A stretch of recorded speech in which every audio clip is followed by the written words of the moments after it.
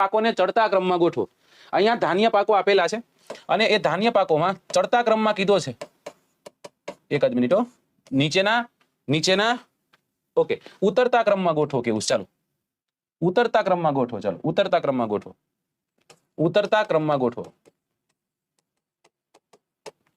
બરાબર, એટલે સૌથી વધુથી સૌથી ઓછા.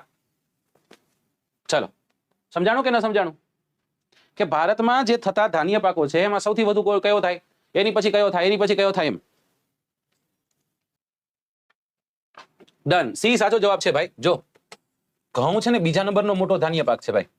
સૌથી પહેલા નંબરે કોણ છે? ચોખા. બીજા નંબરે ઘઉં. ત્રીજા નંબરે મકાઈ. ઓકે, અહીંયા ઓપ્શન સી ને ઓપ્શન ડી આવશે. પહેલા નંબરે ચોખા, બીજા નંબરે ઘઉં, ત્રીજા નંબરે જુવાર, ચોથા નંબરે બાજરી અને પાંચમા નંબરે મકાઈ.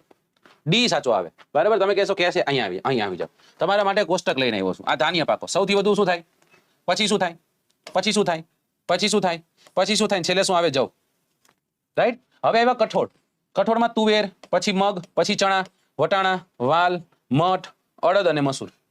જો તેલીબિયાની વાત કરીએ તો મગફળી, તલ, સોયાબીન, એરંડા, સરસવ, સૂર્યમુખી, નાળિયેરી, અળસી. એવી રીતના પીણામાં ચા, પછી કોફી, પછી કોકો. રોકડિયા પાકમાં કપાસ, પછી શેરડી, શણ, તમાકુ, રબર. ઔષધીય પાકોમાં જીરું સૌથી વધુ, પછી વરિયાળી, ઈસબગુલ, ધાણા, મેથી, અજમો, કાળા મરી, લસણ. ફળમાં વાત કરીએ તો કેરી,